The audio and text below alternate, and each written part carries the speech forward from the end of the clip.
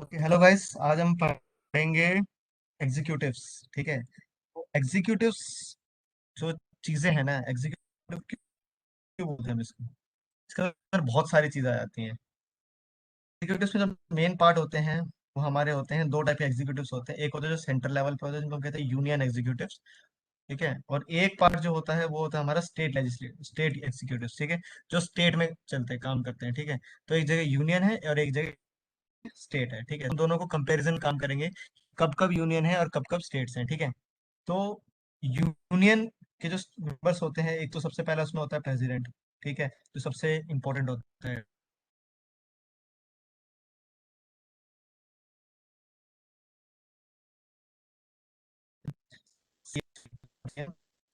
जो ठीक सारे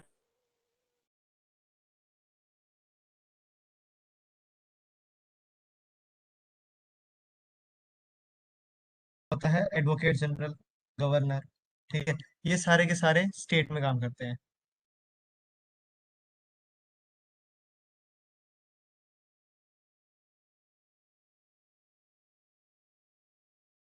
स्क्रीन विजिबल है ना? Yes, free. स्क्रीन विजिबल है सॉरी, केशव। वॉइस स्क्रीन में विजिबल थोड़ा है ना? ये प्रॉब्लम। आई गेस फ्रीज हो रखी है। स्क्रीन विजिबल है, वॉइस नहीं आ रही। वॉइस में थोड़ा सा इशू आ रहा है। एक बार चेक करना एक यार। सेकंड होना इशू आ रहा है वॉइस के अंदर। अभी तो ठीक है, मतलब उस बीच बीच में कभी प्रॉब्लम हो रहा है, वो कटे आ रहा है, वॉइस ब्रेक हो रहा है।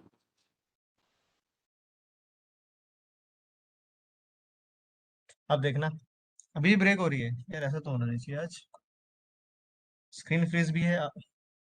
ठीक है, स्क्रीन भी ठीक होगी, फ्रीज भी ठीक होगी। हाँ स्क्रीन ठीक है, तो ओके। अभी वो कई बार हाँ, अरे ये वेबएक्स का इशू होता है कभी कभार ना। वेबएक्स का सर्वर अगर स्लो हो जाए तो उसमें भी इशू हो जाता है। ओके, कोई प्रॉब्लम नहीं। तो हम कहाँ थे? एग्जीक्यूटिव्स में। तो दो टाइप के एग्जीक्यूटिव मैंने बताया तुम्हें, यूनियन और स्टेट। यूनियन के जो होते हैं प्रेसिडेंट, पीएम, अटॉर्नी जनरल। ठीक है। स्टेट के जो होते हैं वो होते हैं CM, advocate general and governor. तो हाँ, इमरजेंसी कंप्लीट हो गया कल। ठीक है। तो कई बार क्वेश्चन ना दो टाइप से पूछते हैं इसके अंदर। पहला क्वेश्चन तो ये होता है कि इनकी पावर्स बताओ। ठीक है। ठीक है, इनको कंपेयर करो। ठीक है। ये दो चीजें हम पूछते पूछते हैं। और इनकी पावर्स क्या है, इनका कंपैरिजन क्या है। और तीसरा कभी अगर सवाल ये पूछ रहे थे कि इनके आर्टिकल्स, कौन से आर्टिकल में क्या लिख रखा है, बस। ठीक है। तो ये तीन टाइप क्वेश्चन आते हैं। मेरे टाइम पे, जब मैंने पेपर दिया था, उस टाइम पे क्वेश्चन ये आया था कि जो अटॉर्नी जनरल ऑफ इंडिया होता है उसका कंपैरिजन किससे होता है। तो हम कंपेयर करते हैं उसको एडवोकेट जनरल से, स्टेट के। ठीक है। तो इस टाइम से होता है। अभी शुरू हुई है क्लास। ठीक है। तो सबसे पहला हम इस क्लास को ना दो वे से काम करेंगे। एक तो पहले हम कंपैरिजन में काम करेंगे। ठीक है। और दूसरे में हम काम करेंगे इसकी जो पावर शेयरिंग की होती है। ठीक है, पावर्स के ऊपर। तो तुम्हें इस क्लास से खत्म होते याद रखना है कि तुम्हें पहली बात तो कंपैरिजन पता होना चाहिए कि हम को हम कंपेयर कर रहे हैं तो उसका कंपैरिजन स्टेट में कहाँ जाएगा। दूसरा, तुम्हें उसकी पावर्स के बारे में पता होना चाहिए कि वो अपनी पावर कहाँ कहाँ एग्जीक्यूट कर सकते हैं। और तीसरी चीज तुम्हें पता होना चाहिए कौन से आर्टिकल में कौन सी पावर के बारे में बता रखा है, बस। ठीक है। तीन चीज क्वेश्चन आते हैं और ये तीन चीज ही है इसमें नेमली। ठीक है। तो सबसे पहले हम शुरू करेंगे प्रेसिडेंट के बारे में। ठीक है। तो प्रेसिडेंट के कुछ आर्टिकल्स हैं। प्रेसिडेंट जो यूनियन लिस्ट होता है ना, यूनियन एग्जीक्यूटिव, उसमें सबसे नंबर वन पे, जैसे ही तुम्हारा फंडामेंटल ड्यूटीज खत्म होता है ना, तो जो अगला चैप्टर स्टार्ट होता है कॉन्स्टिट्यूशन के अंदर, वो तुम्हारा स्टार्ट होता है यूनियन एग्जीक्यूटिव। तो सबसे पहला नाम किसका आता है? प्रेसिडेंट के अंदर। ठीक है। सबसे पहला होता है प्रेसिडेंट इसके अंदर। तो प्रेसिडेंट के कुछ आर्टिकल्स हैं, एक बार नजर मार लेते हैं। आर्टिकल 52। 52 क्या बोलता है? याद रखना, प्रेसिडेंट में डायरेक्ट क्वेश्चन ये आता है कि कौन से आर्टिकल में कौन सी पावर दे रखी है। इसलिए स्पेसिफिकली मैंने यहाँ आर्टिकल्स लिख रखे हैं। ठीक है। तो सबसे पहला 52 बोलते हैं कि प्रेसिडेंट ऑफ इंडिया होगा। ठीक है। ये सबसे पहली बात है। फिर ये बोलते हैं 53 में कि उसकी power, executive power of the union उसके हाथ में होगी। ठीक है। ये अगर मैं पूछे कि किस आर्टिकल में लिखा है कि who is having the executive power of the union, तो आर्टिकल 53 प्रेसिडेंट। 54, प्रेसिडेंट का इलेक्शन कैसे होता है? ये सबसे इंपॉर्टेंट क्वेश्चन है। ये पांच छह बार डीयू पूछता ही पूछता है। इसमें रीडर ये आ जाता है, कभी ये पूछता है कि इनमें से कौन से बंदे पार्ट नहीं लेंगे, कभी ये पूछता है इसमें कौन से बंदे पार्ट ले लेंगे। ठीक है। तो ये ऐसे इंटरचेंज करते हैं। 55 ये बोलता है कि इलेक्शन किस तरीके से होगा। ठीक है। 56 ये बोलता है कि प्रेसिडेंट की टर्म कितनी बड़ी होगी। ठीक है। री इलेक्शन 57 में लिख रखा है।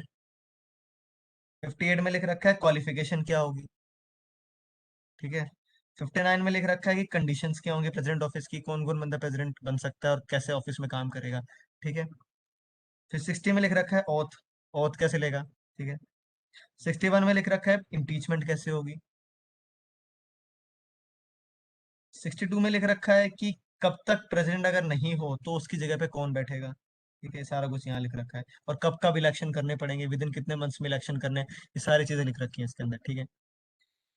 70 ये बोलता है कि प्रेसिडेंट की फंक्शंस कैसे होंगे, अदर इन अदर कंटीजेंसीज, मतलब अलग अलग एरियाज के अंदर कैसे काम करेगा वो। ठीक है।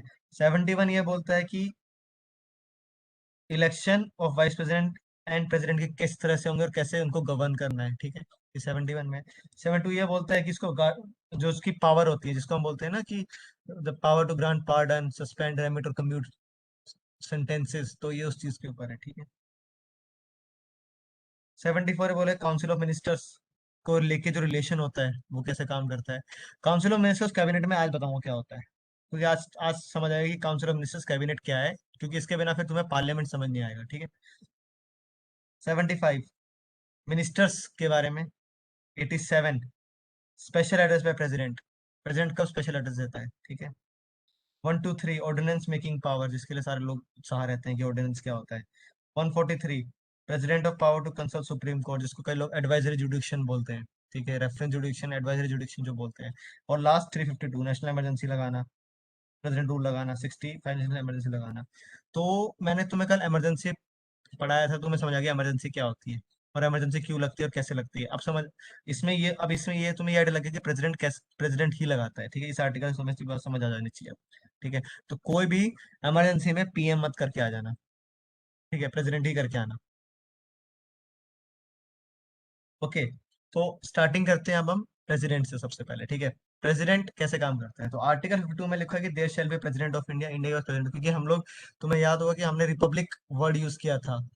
हम रिपब्लिक हैं क्योंकि हमारे पास जो जो प्रेसिडेंट होता है वो इलेक्टेड होके आता है, तो दैट्स वाई हम लोग अपने आप को बोलते हैं रिपब्लिक ऑफ इंडिया। हम लोग ये रिपब्लिक वर्ड यूज नहीं करते। बट हमारे प्रियम्बल के अंदर तुमने याद होगा कि रिपब्लिक वर्ड लिखा था। सोवरेन अथॉरिटी, लास्ट में रिपब्लिक, सबसे लास्ट में रिपब्लिक था, याद होगा। अगर प्रियम्बल तुम्हें याद होगा तो लास्ट, सबसे लास्ट में रिपब्लिक है। तो रिपब्लिक क्यों है, क्योंकि हमारे पास प्रेसिडेंट ऑफ इंडिया इलेक्शन से आता है अंडर आर्टिकल 52। ठीक है। अब समझ आ रहा होगा कि प्रियम्बल कैसे काम कर रहा है। ठीक है। 53 जो जितनी भी एग्जीक्यूटिव पावर होंगी यूनियन की, वो सारी की सारी वेस्ट करेंगी प्रेसिडेंट के अंदर। या तो वो खुद खुद हेल्प काम करेगा या अपने ऑफिसर सबॉर्डिनेट टू हिम। अगर कोई तुम में से फ्यूचर में आईएएस आईपीएस बनता है या तुम में से कोई फ्यूचर में हाई कोर्ट का जज बनता है, कुछ बनता है, ठीक है, तो याद रखना तुम्हारे पास ना जो जो अब जैसे देखो, इसका मतलब क्या होता है, एग्जीक्यूटिव पावर सारी इसके हाथ में होगी। तुम्हारे जितने भी गैजेटें निकलते हैं कि आज से कोरोना वायरस के अंदर से तुम्हें घर से बाहर निकलना मना है, ये गवर्नमेंट की जुडिक्शन है। ठीक है। तो गवर्नमेंट जब भी ये बात बोलेगी ना, तो सबसे पहले जब उसका ऑफिशियल, तुम्हें से भी ये बात न्यूज़पेपर से पता लगती है कि ये हो रहा है। बट जब तुम उसकी ऑफिशियल नोटिफिकेशन पढ़ोगे, कभी एमएचए की वेबसाइट पे जाना, प्रेसिडेंट प्रेसिडेंट ऑफ इंडिया की वेबसाइट पे जाना। ठीक है। एमएचए की वेबसाइट, प्रेसिडेंट की वेबसाइट, पीएमओ की वेबसाइट पे जाना। तो वहां पे ना ऑफिशियल नोटिस निकले होते हैं जो आईएएस आईपीएस साइन करते हैं। उसके ऊपर नोटिस करना, सबसे लिखा होता है ऊपर प्रेसिडेंट ऑफ इंडिया। क्योंकि जितने भी काम होते हैं सर प्रेसिडेंट करता है, जितने भी तुम्हारे अभी जिससे कॉलेज जब मैंने अभी रिकमेंड किया इन इन बंदों को जाना है। बट जब उनका रिकमेंडेशन पास हो जाएगा, जब वो लोग हाई कोर्ट बैठेंगे, उससे बैठने से पहले जो लेटर निकलेगा ना कि ऑफिशियली यू आर जजेस of high court and supreme court, तो वो प्रेसिडेंट के ऊपर होता है। किस चीज का इशू आ रहा है, वॉइस का।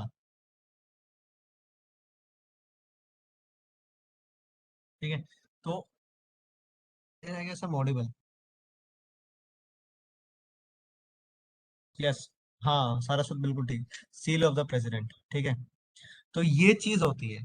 तो जब भी कोई भी काम हो रहा होगा ना, तो हमेशा प्रेसिडेंट का नाम आता है। अब जैसे ही तुम लोग किसी, जैसे कि तुम्हारा नया अटॉर्नी जनरल आएगा या कोई सॉलिसिटर जनरल उठ के आएगा, तो तुम्हें लिखा आता है कि ना कि यार आज से एक नया बंदा आ चुका है यूनियन के अंदर, आईएएस। जब तुम फॉर एग्जांपल कुछ बंदे आईएएस बनोगे या आईपीएस बनोगे, सर जज का काम परसों वाले क्लास में हाईकोर्ट सुप्रीम कोर्ट में। ठीक है। तो जब भी तुम आईएएस आईपीएस बनोगे, जज बनोगे, तो तुम्हारे पास जो भी लेटर आएगा ना स्टार्टिंग में ऑफिशियल की you are selected for IAS IPS, उस पे सबसे बड़ा लिखा होता है ऊपर president of India is please to inform. तो प्रेसिडेंट ऑफ इंडिया के नाम पे आती है हर चीज। ठीक है। तो इस बात का ध्यान रखना। हाँ, स्क्रीन ऑन कर रहा हूँ, रुक जाओ। तो इसका मतलब ये होता है कि जितने भी ऑफिशियल काम होते हैं ना प्रेसिडेंट के, वो सारे सारे यूनियन के सारे प्रेसिडेंट के नाम पे होते हैं, ठीक है। तो याद रखना, अगर कोई भी तुमसे पूछे ना कि यूनियन का पावर किसके हाथ में है, वो प्रेसिडेंट के हाथ में है। जब भी पीएम सिलेक्शन होगा, कौन आगे सबसे आगे आएगा, प्रेसिडेंट करेगा। जब भी काउंसिल ऑफ मिनिस्टर्स का नाम होगा, याद रखना, तो अगर तुम लोगों ने अभी थोड़े दिन पहले जो मोदी जी ने अपना कैबिनेट चेंज किया था, पीडीएफ दे दूंगा बाद में, अच्छे वाले में दूंगा पीडीएफ, थोड़ा सा मैंने ऐसे लिख रखा है अभी। तो तुम्हें याद होगा जब इतने सारे वो बंदे आए थे, जो नए 48 बंदों के काउंसिल ऑफ मिनिस्टर्स में आए थे, बगल में तुमने देखा होगा प्रेसिडेंट बैठा था, वो ओथ ले रहा था, साथ साथ उनको ओथ दिला दिला रहा था, ठीक है। तो ये सारा काम कौन करता है, प्रेसिडेंट करता है। तो जितने भी यूनियन में जो भी बंदा जा रहा है, यूनियन के लिए जो भी काम कर रहा है, आईएएस आईपीएस बन रहे हैं, ये कर रहा है, अगर आईएएस आईपीएस कोई ऑर्डर भी निकाल रहा है, तो सारे प्रेसिडेंट के नाम पे निकालते हैं। तो दैट्स व्हाई एग्जीक्यूटिव पावर हमेशा प्रेसिडेंट के नाम पे होती है। तो याद रखना, if there is an executive power of the union is in the hand of president, ठीक है। और वो हमेशा या तो खुद करेगा, अगर उसमें इमरजेंसी लगानी है तो खुद करेगा। उसको लोगों को काम, लोग कोरोना वायरस से लोगों को बचाना है और उसको बोलना है कि आज से लॉकडाउन लग रहा है, तो वो बोलेगा कि मैं नहीं करूंगा, इतना मेरे बस की नहीं है। तो मेरे जितने भी ऑफिसर्स है डिस्ट्रिक्ट के अंदर, आईएएस आईपीएस है, वो कर लेंगे, नाम मेरा मेरा लगा देना ऊपर। तुम लोग नहीं बोलते कभी कभी खाने पीने जा रहे होते हैं, यार पापा ने पैसे दे रखे हैं, वो तो तुम्हारा ही है, पर तुमने बोला हाँ पापा ने पैसे दिए हैं। तो पापा कौन हो गया, एग्जीक्यूटिव पावर होगी यूनियन की, ठीक है। और तुम लोग ऑफिसर सबॉर्डिनेट हो गए, ठीक है। काम खुद कर रहे हो, नाम पापा का लगा रहे हो, हाँ यार पापा ने बोला है सामान लेने के लिए, ठीक है। हाँ एग्जीक्यूटिव हेड, देखो यार दो चीजें होती हैं, ठीक है। एग्जीक्यूटिव हेड अलग होता है, एग्जीक्यूटिव हेड हमेशा पीएम होता है, बट पावर किसके हाथ में है, वो यूनियन की, वो प्रेसिडेंट होता है। दो अलग अलग चीज होता है। एग्जीक्यूटिव हेड कौन होता है, जो एग्जीक्यूटिव्स को हेड करता है, वो पीएम करता है, ठीक है। बट एग्जीक्यूटिव की पावर किसके हाथ में है, देखो पावर और हेड अलग अलग चीज है, कंफ्यूज मत हो जाना, ठीक है। हेड करने वाला बंदा अलग है, पावर को एक्सरसाइज करने वाला बंदा अलग है, ठीक है। तो जहाँ पावर को एक्सरसाइज में आ जाएगी तो देन वहां पे प्रेसिडेंट है, बट एग्जीक्यूटिव को जो हेड करता है वो पीएम है। हाँ तो नॉमिनल हेड हो गया ना वो, साथ साथ ही, जैसे नॉमिनल हेड होता है नाम का, ठीक है। फिर एक सेकंड यार, पता नहीं क्या इशू आ रहा है इसके साथ।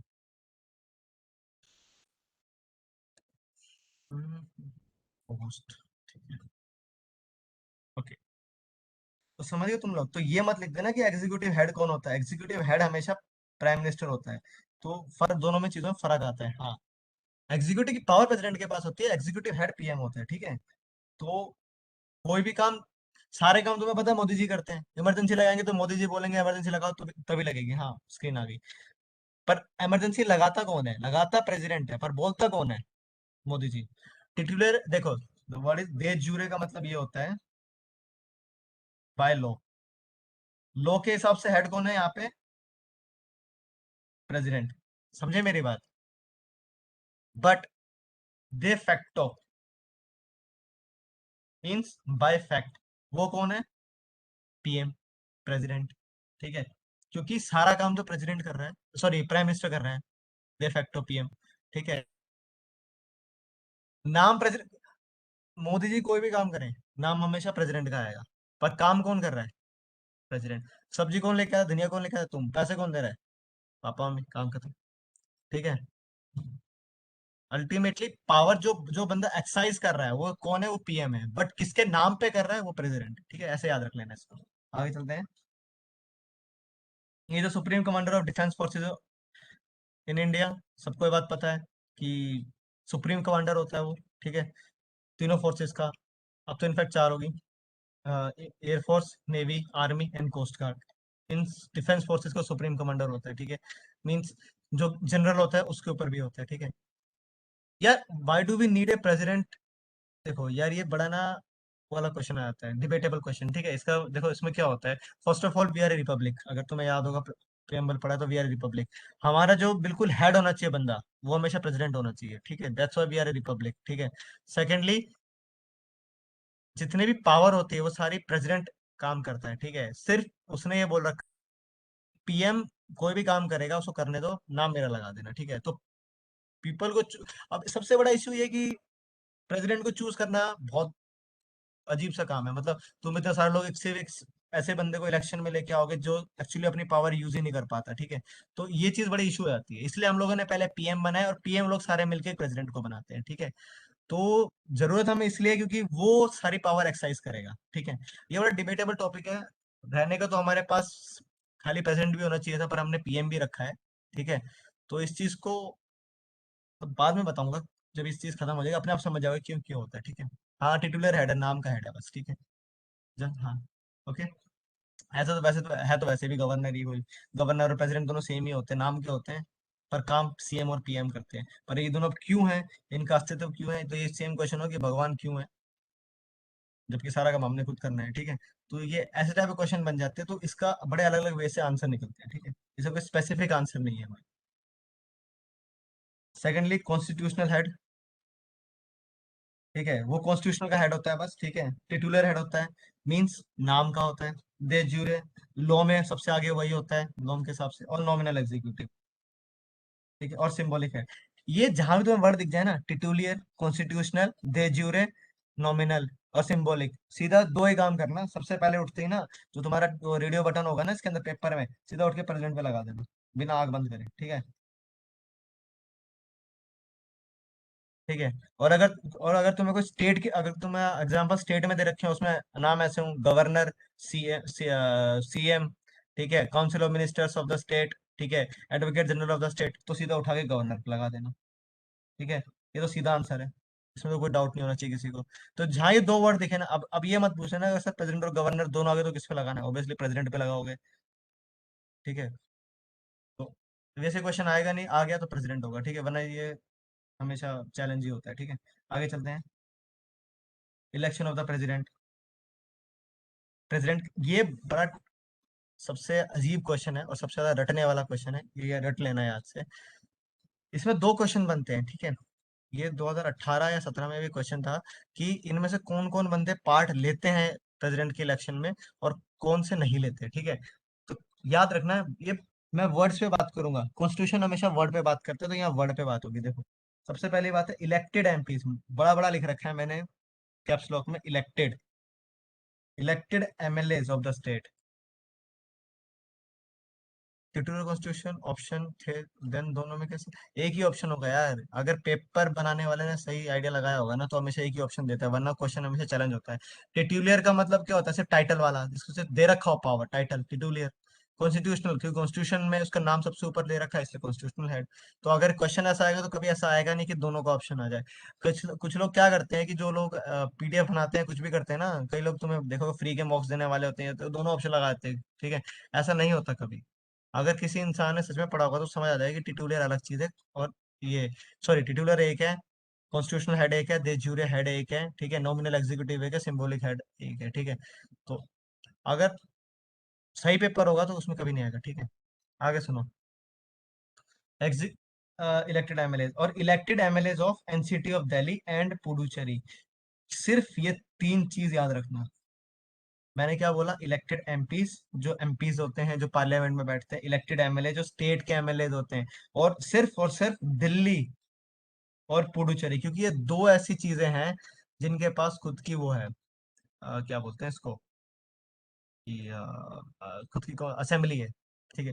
अब देखो, यहाँ वर्ड है इलेक्टेड, नॉमिनेटेड वर्ड नहीं आएगा, ठीक है। तुम्हें याद होगा कि अभी थोड़े दिन पहले, थोड़ा टाइम पहले 552 सीटें होती थी हमारे पास, याद होगा, ठीक है। 552 से हटा के 550 कर दी, ठीक है। क्योंकि ये जो दो सीटें होती थी ये नॉमिनेट होते थे एंग्लो इंडियंस, ठीक है। तो ये दो बंदे ना, ये वोट ही नहीं करते थे, क्योंकि ये दो बंदे नॉमिनेटेड होते थे। और ये बंदे 500 जो 50 है, ये इलेक्शन होके आते हैं, जैसे जिसको तुम वोट डालते हो, ये इलेक्शन वाले बंदे हैं, ठीक है। तो याद रखना, जो बंदे इलेक्शन से होके आते हैं सिर्फ वही बंदे वोट डालते हैं, ना कि नॉमिनेट। राज्यसभा के अंदर तुम्हें याद होगा 12 सीटें जो होती है प्रेसिडेंट के पास होती हैं, ठीक है। फॉर एग्जाम्पल अभी रंजन गोगोई को पहले राज्यसभा के अंदर नॉमिनेट किया गया था, ठीक है, याद होगा। वो एंग्लो इंडियन। यार जब हमारे पास पहले अंग्रेज थे ना हिंदुस्तान के अंदर, तो क्या था, जब हमारा कॉन्स्टिट्यूशन बना तो अंग्रेज बहुत सारे यहीं रह गए, ठीक है, उन्होंने अपनी फैमिली बना ली, उन्होंने अपने जो क्रिश्चियंस जो थे, ये इंग्लिश क्रिश्चियंस, तो वो यहीं रह गए, ठीक है, तो उनकी फैमिली बनती चली गई। तो एक टाइम ऐसा आया कि उनके पास ना बहुत मतलब उनकी पॉपुलेशन काफी सिग्निफिकेंट बढ़ गई थी, 2-3 पर 1% या 2% के आसपास। तो वो बंदों क्या था कि इलेक्शन में जब खड़े होते थे ना, तो उन बंदों को इलेक्शन में कोई वोट नहीं देता था, क्योंकि ऑब्वियसली वो अंग्रेज थे, और कोई जो पावरफुल बंदा होता था वो उनके वोट ले जाता था। तो कॉन्स्टिट्यूशन ने उस टाइम एक बात सोची कि हमें ना इन बंदों को भी रिप्रेजेंट करना चाहिए, इन लोग की अगर कोई परेशानी हो, प्रॉब्लम हो, तो ये बंदे अगर पार्लियामेंट में होंगे तो अपनी बातें रख पाएंगे। हेंस इसलिए हमने उनको 2 सीटें पकड़ा दी थी, दैट्स वाई। ठीक है। इन शॉर्ट ये वो लोग होते थे जो जिनके एंसेस्टर्स, फादर मदर या तो इंग्लैंड के होते थे या वहां के होते थे। ठीक है। हाँ, वो दो सीटें वो हट चुकी हैं। ठीक है, अब हमारे पास 2 सीटें नहीं है। ठीक है सर, वो 2 सीटें भी आई हैं, वो 2 सीटें हटा दी हैं। और जो हमारे पास इलेक्शन होता था ना, कि इलेक्शन के अंदर अब एसटी और एससी को, वो एक्सपेंड कर दिया गया 10 साल के लिए। कि जो रिजर्वेशन होता है ना, जैसे कुछ सीटें ऐसी हैं जो एसटीज और एससी के लिए ही एप्लीकेबल हैं। जैसे राजस्थान में जाओगे तो वहां पे कुछ सीटें ऐसी हैं, जो बीकानेर बाड़मेर साइड जाओगे तो एसटी की हैं। ठीक है। और थोड़ा यहाँ इस तरफ आगे आओगे तो एससी की हैं। और जैसे अगर तुम झारखंड साइड जाओगे तो एसटीज की बहुत सीटें हैं। तो ये 10 साल के लिए बढ़ा दिया है। ठीक है यार। एंग्लो इंडियंस ना, एंग्लो जनरली वर्ड यूज होता है ब्रिटिशर्स के लिए। ठीक है, एंग्लो। ठीक है। Anglo American, Anglo British, Anglo Indians. ठीक है। एंग्लो जमाइकन्स। तो एंग्लो वर्ड जनरली यूज करते हैं हम ब्रिटिशर्स के लिए। क्योंकि एंग्लो, जैसे तुमने सुना होगा एंग्लो मैसूर वॉर, याद है? एंग्लो मैसूर वॉर हो गया, या फिर या तुम्हारा एंग्लो पंजाब वॉर हो गया। इस हिस्ट्री में जाओगे तो ये सारे के सारे ब्रिटिशर्स के वर्सेस नेटिव के साथ हुआ। दैट्स व्हाई एंग्लो वर्ड हम जनरली कनोट करते हैं ब्रिटिशर्स के साथ। ओके। तो और इलेक्टेड एमपीज में बताया आरएस में, ये जो 12 बंदे इलेक्शन में आते हैं ना उठ के, सॉरी, जो 12 बंदे आरएस में जाते हैं, जिनको सिर्फ नॉमिनेट करता है प्रेसिडेंट, ये बंदे भी पार्ट नहीं लेते। ठीक है, इस पर डिस्कस मत करो, ये बस एंग्लो इंडियंस पता होना चाहिए। ठीक है। ओके, 2 सीटें नहीं रही अब, सिर्फ 500। अब एंग्लो इंडियन से कोई सीट नहीं है लोकसभा में, अब कोई भी नॉमिनेशन नहीं होता, पहले बता रहा हूँ। 550 ही है अब। ठीक है, समझ गए? तो जो 12 बंदे राज्यसभा में आते थे, ये 12 बंदे भी वोट नहीं देते, क्योंकि सिर्फ ये इलेक्शन से नहीं आए, ये नॉमिनेट होके आए हैं। समझ गए मेरी बात? तो 550 तो लोकसभा के हैं, वो सारे के सारे इलेक्टेड हैं, दैट्स वाई उनमें कोई इशू नहीं है। पहले 2 सीटें थी, अब हट गई। अब तुम्हें सोचने की जरूरत नहीं। राज्यसभा में जो 12 बंदे जो आते हैं ना प्रेसिडेंट के थ्रू, वो वोट नहीं डालेंगे, बाकी सारे जो इलेक्शन होके आते हैं ना, वो डालेंगे वोट। ठीक है। अगली चीज, एमएलए इलेक्टेड। जो बंदे एमएलए हैं, जो कि इलेक्शन से आए हैं, वो बंदे भी वोट डालेंगे। ठीक है। जो बंदे इलेक्शन में ना होके नॉमिनेट होके आए हैं, वो बंदे नहीं डालेंगे। जैसे कुछ सीटें ऐसी होती हैं जो अगर तुम जाओगे, इनके पास, गवर्नर के पास पावर देने की सीट होती है कि आज से तुम्हारे असेंबली के अंदर 1-2 बंदों में नॉमिनेट करूंगा, वो भी नहीं आ सकते, वो वोट नहीं डालेंगे। जो बंदे प्रॉपर इलेक्शन, जिनको तुमने वोट डाला है ना, याद रखना, जिनको तुमने वोट डाल के गद्दी पे आया सीधा, सिर्फ वही लोग वोट डालते हैं। ठीक है।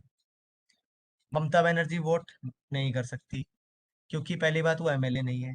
और एमएलसीज, अगर वो एमएलसी बन जाती है, मेंबर ऑफ लेजिस्लेटिव काउंसिल, जैसे कि इस मोमेंट पे उद्धव ठाकरे हैं, ठीक है, वो भी वोट नहीं कर सकता, क्योंकि वो एमएलसी है। तो उसमें क्या बताया मैंने, सिर्फ इलेक्टेड एमएलए।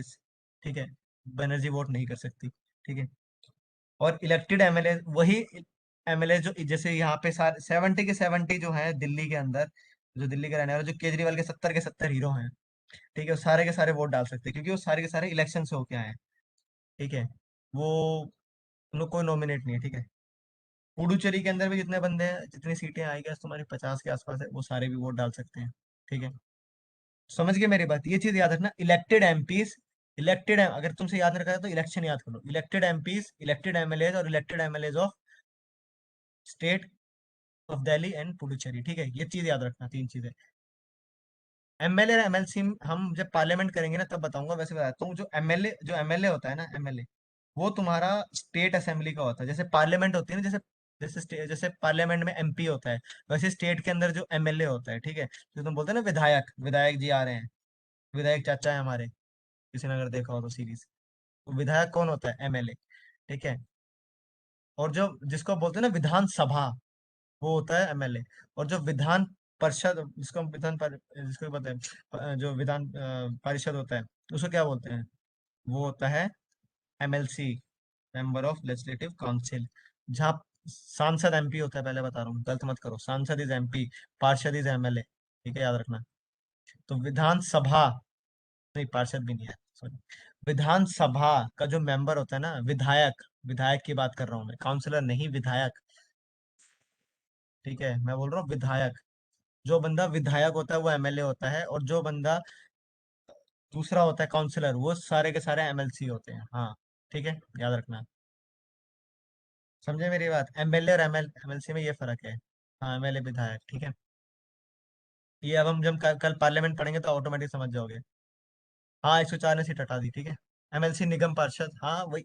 जो पार्षद होते हैं, जो बंदे, कल बताऊंगा क्या होता है एमएलए, ठीक। एमएलसी क्या होता है समझ जाओगे ऑटोमेटिकली। अभी जितना बोल रहा था ध्यान रखो कि इलेक्टेड एमपीज और इलेक्टेड एमएलएस और elected MLAs of Delhi NEA, ठीक है।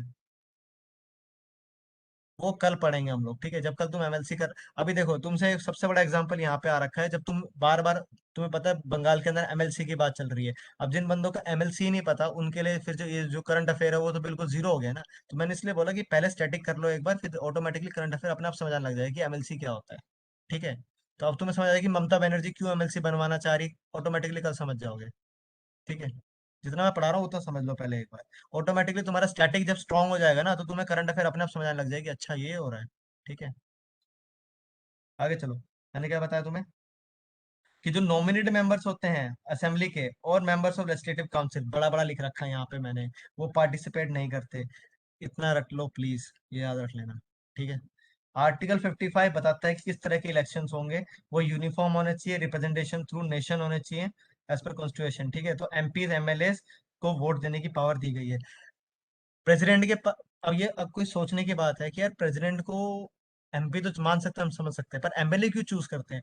तुम्हें मैंने क्या बताया था कि जो प्रेसिडेंट एक ऐसी अकेली चीज है जो कि स्टेट्स को भी साथ रख के चलती है और यूनियन को भी। तुम्हें पता है ना, जैसे कि तुम्हें याद होगा, मैंने तो पढ़ाया था कि एक सिंपल जो बिल पास होता है, इसको हम बोलते हैं सिंपल मेजोरिटी कॉन्स्टिट्यूशन बिल, कि मैं आज स्टेट के दो हिस्से कर दूंगा। तो जब भी ये बिल आने वाला होता है ना, तो वो बिल आने से पहले प्रेसिडेंट उस स्टेट को ये भेजता है कि तुम्हारा हम एरिया छोटा कर रहे हैं, हम तुम्हारा एरिया बड़ा कर रहे हैं, हम तुम्हारे दो हिस्से कर रहे हैं। तो ये बात प्रेसिडेंट को दी जाती है। हाँ, हेड ऑफ द स्टेट, बिल्कुल सही बात है। इसलिए वहां के जो लोग होते हैं, वो लोग, ताकि लोगों को इनडायरेक्टली चुनने का अधिकार मिले अपने हेड को, दैट्स वाई एमएलए को पावर देते हैं। अब सुनो, एक चीज हो रही है, याद रखना। इसको पता है हम क्या बोलते हैं? इलेक्टोरल कॉलेज, ये बात याद रखना, इलेक्टोरल कॉलेज। अगर कोई तुमसे पूछ ले what is the electoral college of president, तो ये तीन होते हैं, ठीक है। कोई डाउट इलेक्टोरल कॉलेज में? कोई तुमसे पूछे ना इलेक्टोरल कॉलेज ऑफ प्रेसिडेंट क्या होता है, ये होता है, ठीक है। इलेक्टोरल मीन्स कौन कौन से इलेक्शन के बाद, और कॉलेज की कौन कौन पार्ट लेंगे, इलेक्टोरल कॉलेज। कौन कौन बंदे पार्ट ले सकते हैं प्रेसिडेंट के इलेक्शन में, इलेक्टोरल कॉलेज, ठीक है। आगे चलो फटाफट। इलेक्शन जो होता है वो प्रोपोर्शनल सिस्टम होता है by means of single transfer vote done by secret ballot. इसका मतलब क्या होता है? सपोज करो यहाँ पे तीन बंदे खड़े हैं मेरे पास, ठीक है। यहाँ पे सबसे पहले कार्तिक है, ठीक है। नीचे एक है, शबीना है, ठीक है। और एक और बंदा यहाँ ले लेते हैं, संदीप है, ठीक है। ये तीन बंदे, अब तीनों को प्रेसिडेंट बनना है, ठीक है। अब तुम्हें पता है कि प्रेसिडेंट अब ये तो है नहीं। अब इसमें तुमने बंदे देख लिए कितने सारे हैं, बहुत सारे बंदे हैं भाई। कम से कम एमएलए, स्टेट के एमएलए हो गए, दिल्ली के एमएलए हो गए, दोनों के वो हो गए, एमपीज हो गए, ठीक है। तो यार ये बंदे तो कम से कम 3-4 हजार पहुंच जाएंगे आराम से। 700 तो खाली हमारी पार्लियामेंट ही है। उसके बाद 400 तो यूपी वाले ही हो गए, 1100 तो ये बंदे बैठ गए, ठीक है। उसके बाद तो हर स्टेट के अलग जाओगे कि 200-200 सीटें हैं, तो 4-5 हजार बंदे हो गए। अब 4-5 हजार बंदे थोड़ी ना वोट देने आएंगे एक एक बंदे को, कि हाँ भाई ये तुम वोट पकड़ो, ये तुम वोट पकड़ो, ये तुम वोट पकड़ो। तो इसमें क्या होगा कि इसको हम बोलते हैं सिंगल ट्रांसफरेबल वोट। मतलब हमारे पास दो टाइप के वोट होते हैं, सिंगल ट्रांसफरेबल वोट और एक होता है फर्स्ट पास्ट द पोस्ट। ये दो दो चीजें होती हैं, ठीक है। ये मैं तो बताता हूँ क्या होता है single trans first past the post क्या होता है। तुम जिन बंदों ने इलेक्शन में वोट दिया होगा, आई गेस सबने, ऑलमोस्ट 90% बंदों ने वोट दे ही रखा होगा यहाँ पे, ठीक है। जब तुम वोट देते हो, तुम्हें पता है ना तुम उस पर क्या करते हो वोट देते टाइम? उस बंदे पे टिक मारते हो, ठीक है। या फिर आजकल तो वो सिस्टम खत्म हो गया, आजकल तो तुम उसमें जाते हो, आजकल हाँ जो ना डूसू इलेक्शन में पार्ट ले, पता होगा, वोटिंग मशीन दबाते हो। जो कॉलेज इलेक्शन है उसमें तो अभी भी टिक ही मारते हो, जो बंदे कॉलेज में टिक मारते रहे होगे, ठीक है। और जो ईवीएम वाले आ गए हैं आजकल, तो ईवीएम में जब तुम टिक मारते हो, तुम्हें पता है जैसे ही मारोगे तो एक आजकल तो वो आ गया, वीवीपैट आ गया है। जैसे तुम बता दबाते हो, एक वो स्लिप आ जाती है। हाँ, स्लिप बोलते हैं उसको, वीवीपैट स्लिप आ जाती है, बीप दबाते स्लिप आ जाती है। तो तुमने क्या करा कि तुम्हें पता लग गया कि मैंने भाई साहब इस बंदे को वोट दिया है, ठीक है। अब जो बनारस के रहने वाले हैं, उनको पता है, उनका उनकी कॉन्स्टिट्यूंसी में नाम पीएम मोदी का आता है सामने सामने, तो पीएम मोदी पे दबाया, वोट आ गया, ठीक है। तो पीएम मोदी में काम हो गया। अब प्रेसिडेंट के वोट में ये चीज नहीं हो सकती, ठीक है। ये वोट दबाया। अब सुनो, एक चीज और याद रखना, फर्स्ट पास द पोस्ट में ये सेम चीज होती है। तीन बंदे खड़े हैं। अब मैं तो बताऊंगा फर्स्ट पास द पोस्ट, फिर बताऊंगा तुम्हें सिंगल ट्रांसफरेबल वोट। ठीक है, सपोज करो 100 बंदों ने वोट डाले। ठीक है, 100 बंदे वोटिंग करने आ रखे हैं इन तीन बंदों के लिए। ठीक है, बताऊंगा सीक्रेट बैलेट भी, रुक जाओ। 100 बंदों को वोट डालने आए। ठीक है, मैंने इस बंदे अब मैंने इस बंदे को 40 वोट डाल दिए। इन बंदों को, इसको 40 मिल गए, इसको मिल गए 30, इसको मिल गए 30। ठीक है, अब मुझे बताओ जीता कौन? कार्तिक जीता, सीधी बात है। ठीक है, बट कार्तिक को कितने परसेंट वोट मिले? कार्तिक को सिर्फ 40% वोट मिले हैं। और तुम्हें पता है, मैं तुम्हें बताया था कि मेजोरिटी कब आती है, जब 51% वोट बन जाते हैं। ठीक है, 50% वोट बनेंगे तभी तो तुम बोल, सॉरी 51% वोट बनेंगे तभी तो बोल सकते हो ना कि ये वो आ चुका है, कि ये बंदा जीत गया इलेक्शन। तो प्रेसिडेंट का इलेक्शन अगर तुम इस वे से करोगे, ये इसको बोलते हैं फर्स्ट पास द पोस्ट। जिसने, जो बंदा जीत गया ना, बस वो जीत गया, चाहे वो 1 वोट से जीता हो या 50 वोट से, चाहे उसको मेजोरिटी मिली हो या मेजोरिटी नहीं मिली हो, उससे कुछ घंटा फर्क नहीं पड़ता। That is first pass the post. ठीक है, नाउ ये चीज तुम प्रेसिडेंट में नहीं कर सकते, क्योंकि प्रेसिडेंट के अंदर तुम्हें चाहिए मेजोरिटी। तुम्हें चाहिए 51% लेके आना है। जब तुम उसको प्रेसिडेंट बनाओगे ना, कोई बंद किसी इंसान को वोट मिल गया ना, तो उस बंदे को 51% लाओगे तभी। अब 51% इस चीज से आ सकता है? नहीं। कोई बंदे 40 50 के 50 वोट देते हैं इसको, पर एक एक वोट संदीप को देते हैं, कुछ वोट देने ही ना है। और कभी ऐसा होता है, कई बार वोट वो भी हो जाते हैं, फट भी जाते हैं, या वोट काम भी नहीं आते, काउंट भी नहीं होते। तो तुम्हें लगता है कभी ये बंदा 50% को क्रॉस कर पाएगा, कार्तिक? नहीं ना। प्रेसिडेंट को बनाने के लिए तुम्हें करना पड़ेगा। तो इस चीज को करने के लिए क्या करना पड़ता है हमें, कि हम सिंगल ट्रांसफरेबल वोट करते हैं। ठीक है, तो हम इसमें क्या करते हैं कि हम क्या करेंगे कि कार्तिक, ये शबीना और संदीप को खड़ा कर देंगे। ठीक है, और जैसे ही हम करेंगे ना खड़ा, अब इसके बाद क्या करेंगे, 4,000 वोट देना है, तो सबसे पहले सारे वोट आएंगे कार्तिक के पास। ठीक है, सपोज करो कार्तिक के पास आ गए 1500 500 वोट। ठीक है, ऐसे करके शबीना के पास आ गए 300 वोट, और इसके पास आ गए सिर्फ 100 वोट। तो इसमें ये संदीप जो है वो एलिमिनेट हो जाएगा। ठीक है, जैसे ही संदीप एलिमिनेट होगा, जो इसके 100 वोट होंगे ना, अब इसमें क्या होता है, लड़ो मत अब। ठीक है, इसमें ना एक सिस्टम बनता है, इसको हम बोलते हैं प्रेफरेंस सिस्टम। प्रेफरेंस, कि कार्तिक, शबीना और संदीप, मैं बोलता हूँ मुझे सबसे, मैं चाहता हूँ प्रेसिडेंट कार्तिक बने, तो मेरी पहली प्रेफरेंस कार्तिक रहेगी। कार्तिक ना बने, शबीना बन जाए सेकंड। अब शबीना भी ना बने तो भाई मेरे पास संदीप बचा, तो संदीप थर्ड प्रेफरेंस। तो ऐसे करके पूरे के पूरे सारे के सारे विधायक 4,000 वोट ऐसे डालेंगे, कि मेरे पहली प्रेफरेंस पे ये है। जैसे पहले प्रेफरेंस सीएलसी डाल दी, सीएलसी ना मिले तो LC1 2 मिल जाए, LC2 ना मिले तो LC1 मिल जाए। ठीक है, ऐसे करके डाल दी, तो ऐसे करके तुम्हारे 4,100 वोट समथिंग जाएंगे। ठीक है, अब तुम देख सकते हो कि अगर सबने यही प्रेफरेंस डाली तो ऑटोमेटिकली संदीप हो गया ना आउट, क्योंकि संदीप को सबसे लोवेस्ट प्रेफरेंस मिली है। ठीक है, हाँ संदीप, कोई बात नहीं। अब जैसे ही ये होगा ना, उसके बाद क्या होगा, कि जिन जिन बंदों ने प्रेफरेंस डाली होगी ना, सपोज करो अब किसी ने प्रेफरेंस डाली है कार्तिक को सेकंड पे, संदीप को फर्स्ट पे, और शबीना को थर्ड पे, तो जिन जिन बंदों ने पहले प्रेफरेंस डाली थी इसको, संदीप को, तो अब ये संदीप की पहले प्रेफरेंस हट जाएगी, और कार्तिक जो सेकंड था उसको एक प्रेफरेंस मिल जाएगी, और शबीना को एक प्रेफरेंस मिल जाएगी। ठीक है, तो इसको बोलते हैं सिंगल ट्रांसफरेबल वोट। जो तुम्हारी प्रेफरेंस है ना, सबसे पहले अपनी प्रेफरेंस डालोगे किसी एक बंदे को, जो सबसे लास्ट जिसकी प्रेफरेंस होगी ना, सबसे कम वोट उसको मिलेंगे, तो बंदा ऑटोमेटिकली आउट हो जाएगा। जैसे ही आउट होगा, दो बंदे बच जाएंगे, कार्तिक और शबीना। जिन जिन बंदों ने वोट दिए थे संदीप को, संदीप तो पहले आउट हो चुका है, तो उन बंदों को दोबारा वोट ना देना पड़े, तो वो जो ये वाले वोट थे सेकंड और थर्ड, ये ऑटोमेटिकली कार्तिक और सबीना में ट्रांसफर हो जाएंगे। दैट इज सिंगल, एक बंदा ट्रांसफरेबल, ट्रांसफर ट्रांसफर हुआ और वोट चला गया, तो सिंगल ट्रांसफरेबल वोट। समझे मेरी बात? प्रेफरेंस भी बना दी, ठीक है, बंदे को आउट भी कर दिया, और प्रेफरेंस बन के चली भी गई। That is single transferable. ये चीज एफटीएपी में नहीं होती। ठीक है, तुमने एक को वोट डाला वो उसी पे रहेगा, बट यहाँ पे वोट ट्रांसफर हो रहे हैं, दैट्स वाई ये तब तक चलता है जब तक संदीप भी ना हट जाए, शबीना भी ना हट जाए, और कार्तिक जीत जाए। ठीक है, तो एक टाइम ऐसा आएगा कि शबीना और कार्तिक के बीच में चलेगा, और जैसे ही शबीना की, जो जिन जिन बंदों ने शबीना को सेकंड प्रेफरेंस दी है, कार्तिक को फर्स्ट प्रेफरेंस दी है, तो ऐसे करते करते शबीना आउट हो जाएगी, और शबीना के सारे वोट कार्तिक को ट्रांसफर हो जाएंगे। दैट्स वाई ये, अब इसको इसको मोर देन 51% मेजोरिटी मिल जाएगी। ठीक है, this is single transferable vote. ये हम इसलिए यूज करते हैं क्योंकि एफपीटीपी में ना वो 100% ना 51% नहीं आ सकता किसी बंदे को। ठीक है, अब ये तो है नहीं कि मोदी जी खड़े हो जाए और केजरीवाल खड़ा हो जाए सारे वोट मोदी जी को दे दो, ये तो एक दो इंस्टेंस होते हैं, हर जगह नहीं चल सकता ये चीज। ठीक है, तो दैट्स वाई ये करते हैं। रिपीट कर दीजिए यार, ये टॉपिक ना बहुत बड़ा है यार, एक काम करो किसी यूट्यूब चैनल पे जाके देख लेना सिंगल ट्रांसफरेबल वोट क्या होता है। ठीक है, तो तुम और अच्छे से समझ जाओगे कि क्लास का टाइम थोड़ा कम है तो इसलिए मैं अच्छे से समझा भी नहीं पाऊंगा, तो किसी यूट्यूब में कर लेना। पर ये समझ लेना हमारे पास प्रेसिडेंट के अंदर सिंगल ट्रांसफरेबल वोट काम करता है। ठीक है, ताकि हमें 51% मिल जाए। ठीक है, इसके बाद जो भी डाउट्स होते हैं कुछ भी होते हैं उसे सुप्रीम कोर्ट सुनता है इनके इलेक्शन में, याद रखना। प्रेसिडेंट और वीपी के प्रेसिडेंट में सिर्फ सुप्रीम कोर्ट ही सुनेगा। ठीक है, टाइम बचेगा तो दोबारा बता दूंगा सिंगल ट्रांसफरेबल वोट क्या होता है, टाइम बचने दो बता दूंगा। ठीक है, अगर इनके इलेक्शन में कोई भी पंगा होगा ना, प्रोपोर्शनल रिप्रेजेंटेशन इसी को बोलते हैं, प्रोपोर्शनल रिप्रेजेंटेशन, कि भाई जितने बंदे यहाँ से उठ रहे हैं वो उधर भी जा रहे हैं और उधर वाले इधर भी आ रहे हैं। ठीक है, प्रोपोर्शन में काम हो रहा है। प्रोपोर्शनल का मतलब क्या होता है? ठीक है, प्रोपोर्शन का मतलब ये होता है कि आपको इतना हिस्सा इन बंदों के पास है, इन बंदे हिस्सों के पास है। प्रोपोर्शनल बताता हूँ देखो क्या होता है, एक मिनट रुक जाओ संदीप, मैं बताता हूँ प्रोपोर्शनल क्या होता है, बताता हूँ। ठीक है, समझ जाओगे। Election monitored election commission of India करती है, याद रखना। अगर तुमसे कोई पूछे इनका इलेक्शन कौन कराता है, इलेक्शन कमीशन ऑफ इंडिया। ठीक है,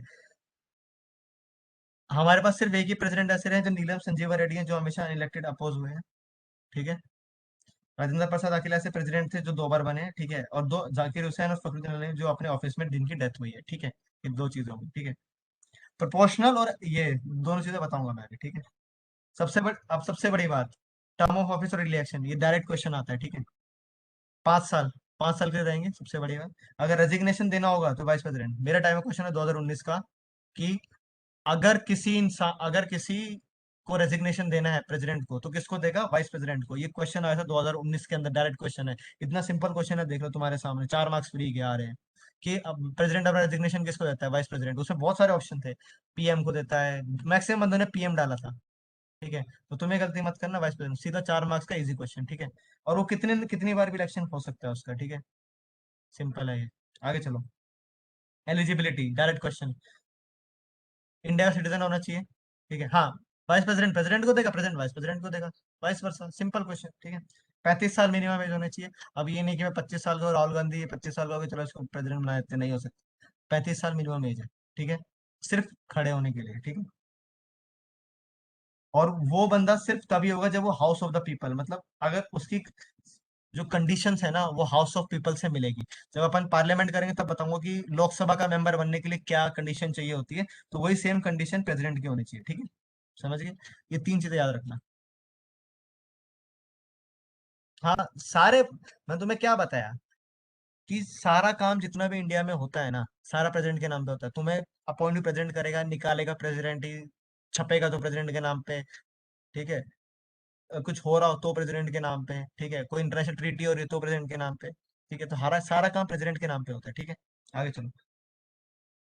ठीक है, क्वालिफिकेशन 58 में, कंडीशन 59 में और ओथ 60 में। ठीक है, ओथ की इतनी टेंशन नहीं है, ओथ ओथ होती है। ठीक है, कोई ऑफिस ऑफ प्रॉफिट नहीं होना चाहिए। ऑफिस ऑफ प्रॉफिट क्या होता है, जैसे फॉर एग्जांपल तुम प्रेसिडेंट हो, ठीक है, और तुम साथ साथ आर्मी के अंदर एक सर्विंग मेजर भी हो।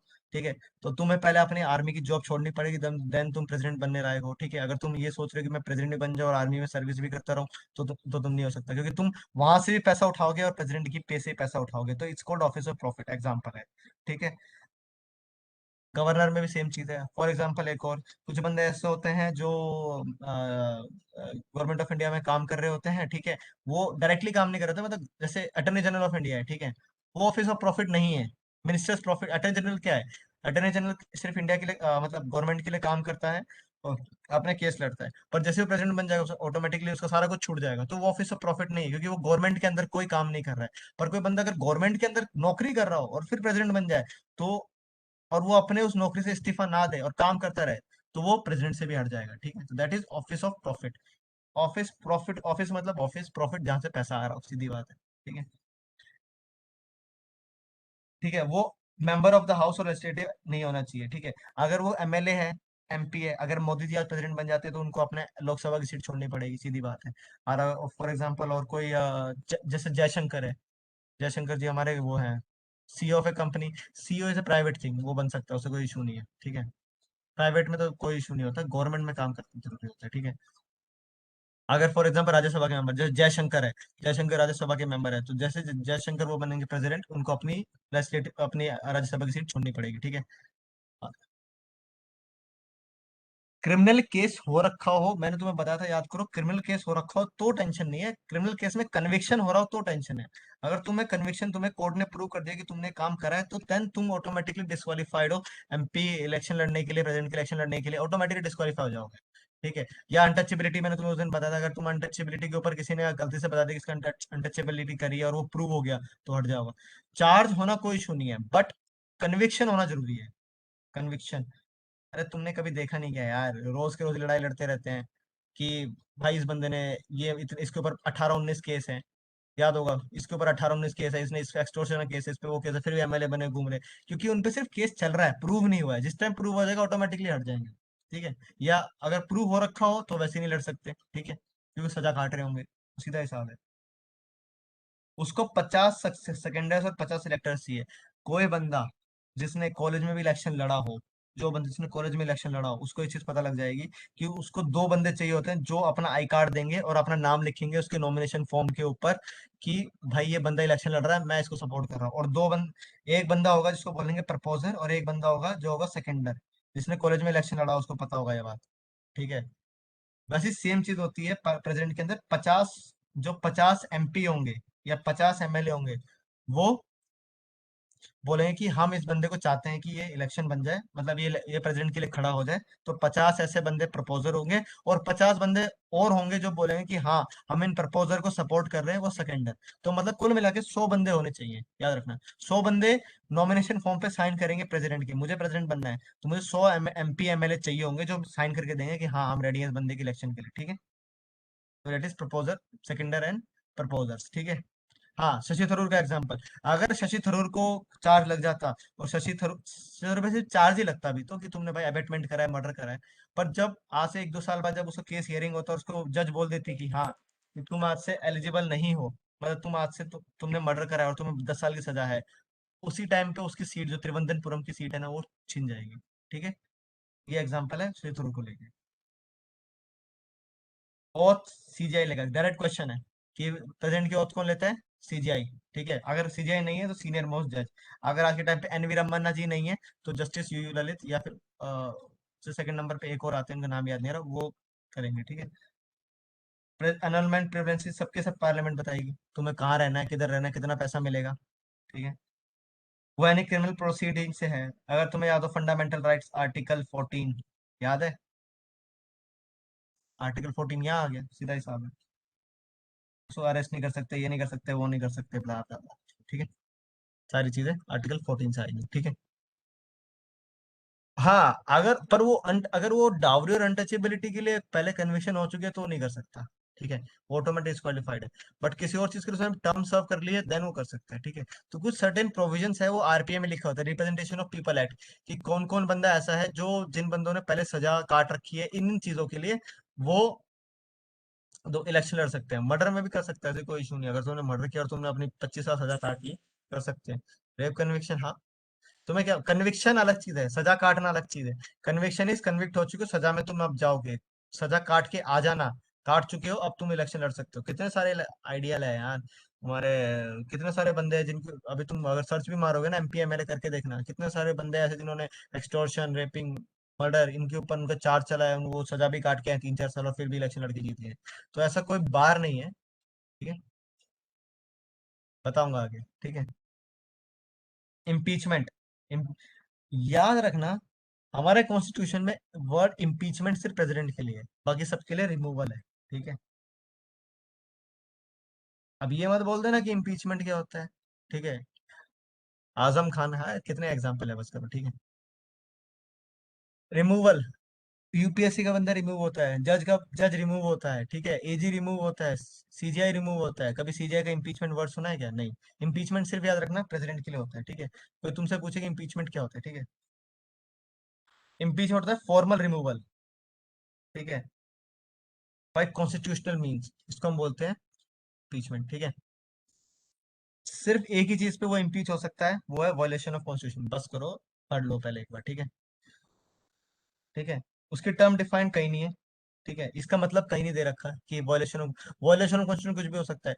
आज कोविंद जी कुछ भी कर ले, वीटो पावर देने से मना कर दे, तो वॉयलेशन ऑफ कॉन्स्टिट्यूशन में उनको हटा सकते हैं। ठीक है। तो वॉयलेशन, आज उनको एक कोई बिल आ रखा है, वो बिल जब पास ना करे, मोदी जी गुस्सा आ गए, तो मोदी जी बोल देंगे हमें नहीं कराना, वॉयलेशन ऑफ कॉन्स्टिट्यूशन करा इसने हमारा। ठीक है। ठीक है। तो वॉयलेशन ऑफ कॉन्स्टिट्यूशन आता है इसके अंदर। ठीक है। तो ये करने से पहले 14 डेज का नोटिस देना पड़ेगा। ठीक है। 14 डेज, ये बोल सकते हैं जैसे आज 20 तारीख है, हम बोलेंगे सर 4 तारीख को आज से आपकी इम्पीचमेंट स्टार्ट होगी, तो आपको जो भी कुछ करना है 14 डेज के अंदर प्रिपेयर कर लो अपने आप को। 14 डेज के बाद हम आपको चार्ज लगा देंगे आपके ऊपर, आपको आगे पार्लियामेंट में जाके बोलना पड़ेगा। ठीक है। At least one for the total members of the house which initiated the proceeding, at least एक चौथाई बंदे को बताना पड़ेगा कि हम लोग रेडी हैं करने के लिए। अगर दो पॉपुलेशन दो 5 या 550 की है, तो 1/4 लगा लो उसका, 125 130 बंदों को साइन करना पड़ेगा मिनिमम, बता रहा हूँ मैं, कि हम रेडी हैं। समझ गया। इम्पीचमेंट जुडिशियल रिव्यू है, अगर कोई चीज बहुत ग्रॉस हो रही हो, नेचुरल जस्टिस हो, तो हो सकती है, कोई इशू नहीं है। जुडिशियल रिव्यू कॉन्स्टिट्यूशन में किसी भी चीज का हो सकता है, कोई भी चीज इम्यून भी नहीं है, कोई भी चीज इनहेरेंट पार्ट है। ठीक है। अगर हो गया तो याद रखना 2/3 majority of total membership of that house. Total membership का मतलब क्या है, जितने बंदे टोटल अभी तक उसमें आए हैं। अगर हमें पता है कि 550 सीटें हैं, बट अभी सिर्फ सिर्फ 400 सीटें ही इस जनरल इलेक्शन में भरी हैं, तो 400 का 2/3 क्या हो गया, निकाल लो, कर लो मोटा मोटा। ठीक है। जो भी इसका आंसर आएगा वो तुम्हारा 2/3 हो गया। तुम्हें याद रखोगे, मैंने 2/3 मेजोरिटी बता रखी है। एक होती है सिटिंग एंड वोटिंग, ये वो वाली नहीं है। Total membership of the house की बात करें कि मैम उस टोटल हाउस में कितने बंदे हैं। राज्यसभा में 250 हैं, तो 250 का 2/3 निकालो। ठीक है, इतने बंदे कम से कम लोग को हाँ बोलना पड़ा, तब जाके निकलेगा 266। हाँ, 266। उस केस में जब 400 बंदे बैठे हो पार्लियामेंट के अंदर, और पार्लियामेंट में इतनी मेंबरशिप हो, हमारे पास 550 की मेंबरशिप है इस मोमेंट में, तो 500 2/3। ठीक है, इतने बंदे मिनिमम वोटिंग चाहिए होगी, क्योंकि हमारे पास टोटल मेंबरशिप पार्लियामेंट की इतनी है लोकसभा के अंदर, और राज्यसभा में हमारे पास है 250 इंटू 2/3। ये टोटल मेंबरशिप, इतने इतने बंदों को हाँ बोलना पड़ेगा, तभी जाके प्रेसिडेंट हटेगा। देख लो कितना हार्ड है प्रेसिडेंट को हटाना। ठीक है। आगे चलो फटाफट। वॉयलेशन 2/3 है। ठीक है, सेम ही चीज है। जिस दिन हाँ होगा उस दिन से खत्म। ठीक है। अगर जो इम्पीचमेंट होती है क्वाजा जुडिशियल होती है, मींस क्वाजा जुडिशियल में तुम्हें क्या बताता है उस दिन, जो चीज आधी जुडिशियल और आधी क्वाजा ही होती है। ठीक है। हाँ, होगा। इसमें मैंने क्या बोला कि जो पार्ट लेंगे वो दोनों के दोनों पार्ट लेते हैं, याद रखना। लोकसभा एंड राज्यसभा है, इसके अंदर मैंने कोई मेंशन कर रखा होगा, एक सेकंड। रिमूवल रिमूवल नहीं दे रखा, चलो कोई नहीं। रिमूवल में याद रखना, लोकसभा और राज्यसभा ही पार्ट लेते हैं, बस एमएलए पार्ट नहीं लेते। ये लाइन मैं ऐड कर दूंगा लास्ट में। ठीक है। क्वाजाई का मतलब जो आधे लोग, आधी आधी आधा कोर्ट, जिसमें जिनके पास पूरी पावर नहीं होती, जिनके पास लॉ की डिग्री नहीं होती, वो एमएलएज हैं। एमएलएज के पास लॉ की डिग्री हर एक के पास नहीं है, बस नॉर्मल लोग के पास है। पर इस मोमेंट पे वो क्या काम कर रहे हैं, वो ऐसा काम कर रहे हैं जो चीज किसी इंसान को अपनी पावर से हटा रही है। पावर से हटाने सिर्फ एक ही के पास हक है, कोर्ट के पास हक है, बट यहाँ पे भी कुछ लोग हटा रहे हैं किसी को पावर से, पर वो लोग कोर्ट के मेंबर नहीं है, that's why quasi judicial. MLA MP बंदे सारे हटा रहे हैं इसको, तो सारे एमपीज आज से क्वाजी जुडिशियल मेंबर्स हैं। ठीक है। इलेक्टेड नॉमिनेटेड यार क्लियर तो किया था मैंने, इलेक्शन में नॉमिनेट वो बंदे होते हैं जो प्रेसिडेंट जिनको नॉमिनेट करता है, वो लोग पार्टी नहीं लेते इलेक्शन के अंदर। ठीक है। नॉमिनेटेड बंदे इसमें इम्पीचमेंट में पार्ट लेते हैं। ठीक है, यहाँ पे नॉमिनेटेड बंदे, जो भी बंदे लोकसभा राज्यसभा में इंक्लूडिंग नॉमिनेटेड, ये चीज मैं लिखना भूल गया इसमें। ठीक है। यहाँ पे तो रंजन गोगोई भी वोट देगा, याद रखना, पर यहाँ पे रंजन गोगोई जी वोट नहीं देंगे। ठीक है, समझ गए मेरी बात। सिर्फ लोकसभा राज्यसभा के सारे मेंबर्स की बात हो रही है, इंक्लूडिंग योर नॉमिनेट बंदे। ठीक है। कॉग्निजेबल ऑफेंस के अंदर भी इम्पीचमेंट देखो, अगर तुम्हें कॉग्निजेबल मेंबर के अंदर लेके आना है ना, हाँ, कोई भी हाउस, लोकसभा राज्यसभा, कोई भी बंदा बोल सकता है कि हमें प्रेसिडेंट नहीं चाहिए, चाहे वो लोकसभा राज्यसभा वाले बोले या लोकसभा बोले। बस वही शर्त है कि तुम्हें 1/4 मेंबर्स को चार्ज फ्रेम करने हैं, बस। ठीक है, सेम ही चीज है। ठीक है। आगे चलो, ये लिख रखा ना मैंने, total membership of the house, ठीक है। और सारे के सारे इन्वेस्टिगेट भी लोकसभा वाले करेंगे, दैट्स वाई कि सही है कि झूठ है, दैट्स वाई क्वाजी जुडिशियल, ठीक है। ये जो एक दो लाइन है ना जो मैं बता लिखना भूल गया, फॉर एग्जांपल चार्ज इम्पीचमेंट की और इन सब की, वो मैं तुम्हें बता दूंगा बाद में, ठीक है। Powers of the president, executive powers, ठीक है। एग्जीक्यूटिव पावर कैसे, de jure head of the government, ठीक है। एम पीएम को और बाकी लोगों को अपॉइंट करता है, याद रखना अपॉइंटमेंट ऑफ मिनिस्टर्स कौन करता है, प्रेसिडेंट करता है, ये मत करके आ जाना कि पीएम ही करता है। पीएम सिर्फ बोलता है, अपॉइंटमेंट प्रेसिडेंट देता है, दैट्स वाई जो तुम्हारे कैबिनेट रिशफल हुआ था, सब में प्रेसिडेंट आया था, सबको बोलने के लिए, आज से तुम कैबिनेट मिनिस्टर हो, ठीक है। सर अगर प्रेसिडेंट अपने पोस्ट पे नहीं, पहले उसको हटाएंगे, देन उसके ऊपर क्रिमिनल केस लगाएंगे, पर जब तक वो प्रेसिडेंट है तब तक कुछ नहीं हो सकता, वो मर्डर भी कर दे, ठीक है। तो पहले अगर तुम ऐसा कुछ होता है ना तो उसके ऊपर वॉयलेशन ऑफ कॉन्स्टिट्यूशन लगाओगे तुम लोग, उसको पहले हटाओगे, देन उसके बाद जब वो नॉर्मल इंसान बन जाएगा प्रेसिडेंट से हटके, देन उसके ऊपर तुम फिर बाद में कॉग्निजेबल ऑफेंस लगा सकते हो, ठीक है। वो attorney general, CAG, chief election commissioner और सारे के सारे बंदों को अपॉइंट करते हैं, ठीक है। दैट्स वाई यूनियन हेड होता है, ठीक है। इंटरस्टेट काउंसिल को वो बंदा अपॉइंट करता है, इंटरस्टेट काउंसिल मतलब जहाँ पे दो तीन स्टेट्स बैठते हैं साथ में और कुछ चीज सुलह करते हैं, जैसे इंटरस्टेट, जब जहाँ पे दो तीन स्टेट बैठ के, जहाँ पे ये मान के चलो हमारे पास 28 स्टेट है, जब सारी स्टेटें मिलती हैं तो ये सबको बुलाता है कि आ जाओ, तुम्हें कोई प्रॉब्लम है तो करते हैं, ठीक है। फंड्स के बारे में कल बात करें, प्रेसिडेंट वो पार्लियामेंट का पार्ट है, कंटीजेंट फंड, कंसोलिडेटेड फंड और पब्लिक फंड, ये तीनों चीजें कल आएंगी, ठीक है। सब पढ़ाऊंगा यार, रुक जाओ, टाइम लगता है, ठीक है। अगर प्रेसिडेंट किस एक्चुअली करता है तो एक्शन नहीं, मैं तुम्हें उस दिन बताया था ना, आर्टिकल 14 याद करो, आर्टिकल 14 सब में एक बात बोल रखी है कि एक्सेप्शन है हर चीज के लिए, प्रेसिडेंट, यूएन मेंबर्स याद करो, उनके ऊपर चार्ज ऐसे नहीं लग सकता, उन पे लग सकता है बट पहले तुम उनको नोटिस दोगे, उनको अपनी पावर से हटाओगे, देन करोगे, उसमें लंबा प्रोसीजर है, डायरेक्टली नहीं है जो नॉर्मल सबके लिए होता है। लेजिस्लेटिव पावर, वो पार्लियामेंट को बुलाता है और पार्लियामेंट को खत्म करता है, ठीक है। सीधी बात है, इतना ही समझ लो अभी के लिए। ज्वाइंट सेशन को बुलाता है, याद होगा, ज्वाइंट सेटिंग के बारे में बात की थी हमने, ठीक है। लोकसभा प्रिसाइड करता है, ठीक है, याद रखना ये बात। 12 बंदों को राज्यसभा में नॉमिनेट करता है। एक चीज याद कर लेना, कौन कौन से बंदे होते हैं वो, और दो बंदे लोकसभा को, ठीक है, वो करता है आर्ट्स में, लिटरेचर में, साइंस में और सोशल साइंस में, ये तीन चीजें पूछ लेते हैं, ठीक है, कि किन किन में करता है, चार चीजें सॉरी, ठीक है।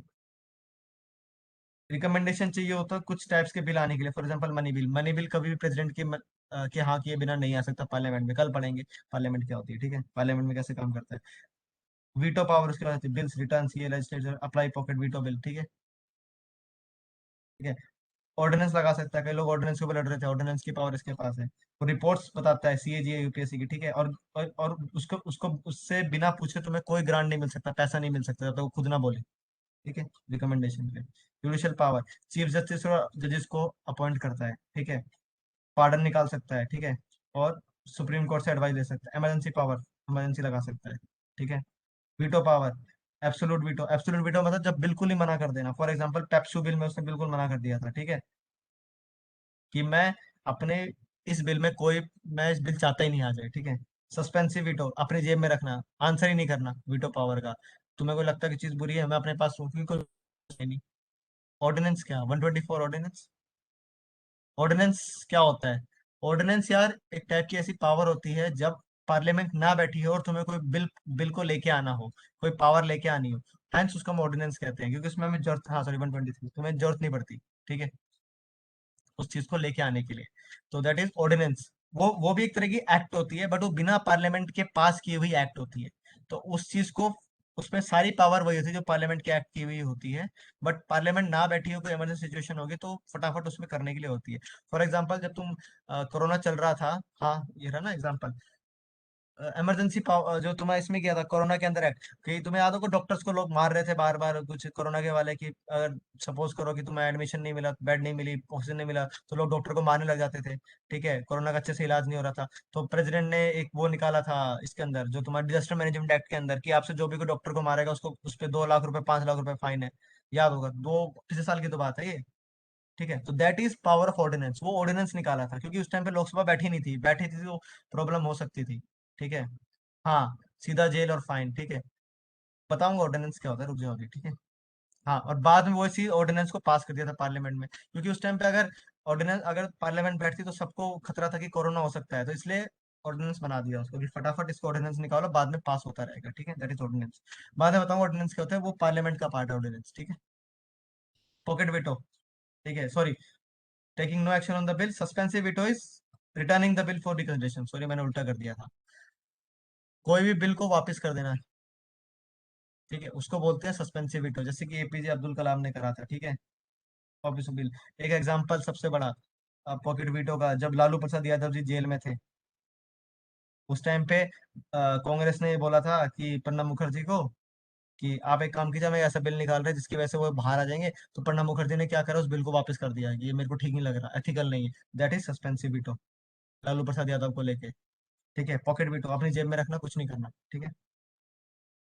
ऑर्डिनेंस मेकिंग पावर 123, ठीक है। और प्रेसिडेंट के पास कोई वीटो पावर नहीं होती कॉन्स्टिट्यूशनल अमेंडमेंट बिल के अंदर, 24 अमेंडमेंट एक्ट, ठीक है। ऑर्डिनेंस क्या होता है, प्रेजेंट करता है जब दोनों हाउसेज नहीं होते, ऑर्डिनेंस अप्रूव करना पड़ता है within 6 week of its reassembly. जैसे ही जैसे ही दोबारा पार्लियामेंट बैठ जाएगी तो 6 वीक्स के अंदर पास करना होता है, और वो 6 महीने के लिए होता है। तो जैसे ही 6 महीने खत्म होने वाले हों, ठीक है, वैसे ही, और 6 महीने के बाद पार्लियामेंट बैठ जाए, तो विद इन 6 महीने के बाद पार्लियामेंट बैठते ही 6 वीक्स के अंदर तुम्हें पास करना पड़ेगा। इसका 6 महीने क्यों दिया है हमें, 6 मंथ, क्योंकि पार्लियामेंट तुम्हें पता है दो दो सेशन होते हैं, समर सेशन, विंटर सेशन, ये सब मॉनसून सेशन। तो इनके अंदर छह छह 6 मंथ्स का गैप हो जाता है कभी कभार। तो दैट्स वाई ये ऑर्डिनेंस की लाइफ 6 महीने की इसलिए होती है, ताकि जैसे ही पार्लियामेंट बैठे 6 महीने बाद, तो 6 वीक्स के अंदर, विद इन 6 वीक्स के अंदर वो दोबारा पास कर दे, ठीक है। तो मैक्सिमम लाइफ कितनी होती है, 6 + 6 वीक्स, ठीक है, तो तुमसे पूछे तो। और हमेशा एडवाइस काउंसिल ऑफ मिनिस्टर्स के पे कहने पे ही होता है, ठीक है। पार्डनिंग पावर, पार्डन कर सकता है कोई भी चीज जो कि यूनियन लो, कोर्ट मार्शल, और जिसमें डेथ पेनल्टी मिली हो, ठीक है। Union low, IPC is union low example, ठीक है। गवर्नर के पास सेम पावर है 161 के अंदर, बस गवर्नर और इसमें इतना फर्क है, गवर्नर पार्डन, डेथ की सेंटेंस को पार्डन नहीं कर सकता, और कोर्ट मार्शल को पार्डन नहीं कर सकता अगर वो चीज कोर्ट मार्शल से मिली हो। कोर्ट मार्शल जो आर्मी या एयरफोर्स और नेवी के अंदर होते हैं, ठीक है, क्योंकि तुम्हें पता है आर्म फोर्सेस का वो हेड होता है, दैट्स वाई कोर्ट मार्शल की पावर भी इसके पास है कि कोर्ट मार्शल कुछ भी आ रहा हो तो एक्सक्यूज कर सकता है वो, ठीक है।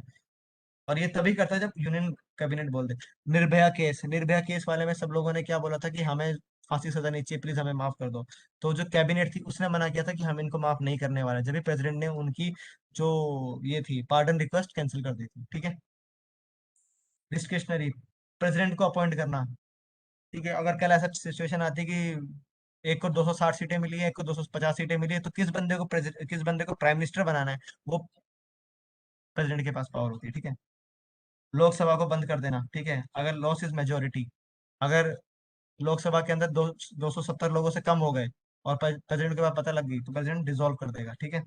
Suspension veto in case of bills, ठीक है।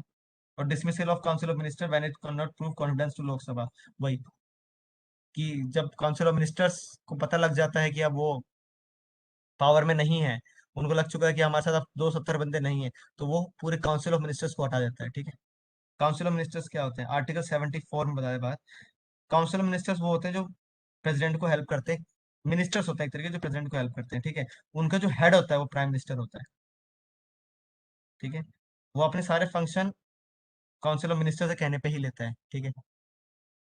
और सारे काउंसिल ऑफ मिनिस्टर कोई भी, और प्रेसिडेंट के पास पावर ये होती है कि काउंसिल ऑफ मिनिस्टर्स को एडवाइस वापस कर दे, पर काउंसिल ऑफ मिनिस्टर अगर दोबारा एडवाइस को भेज देते हैं तो उसको माननी पड़ती है, ठीक है।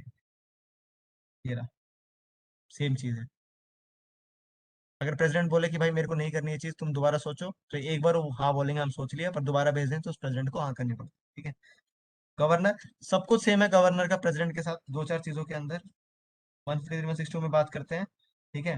वो constitutional head of the state होता है, ठीक है। ये भी कॉन्स्टिट्यूशनल हेड होता है। मैं तुम्हें क्या बताया, अगर क्वेश्चन गवर्नर और प्रेसिडेंट का आ जाए तो प्रेसिडेंट, पर अगर गवर्नर का क्वेश्चन आएगा उसमें सिर्फ गवर्नर गवर्नर की बात होगी, governor, state council of ministers, CM, advocate general, ठीक है। वाइटल लिंक, यूनियन गवर्नमेंट और स्टेट गवर्नमेंट के बीच में वो काम करता है, ठीक है। डुअल कैपेसिटी होती है उसके पास हेड ऑफ द स्टेट की, एज वेल एज रिप्रेजेंटेशन करने की, ठीक है।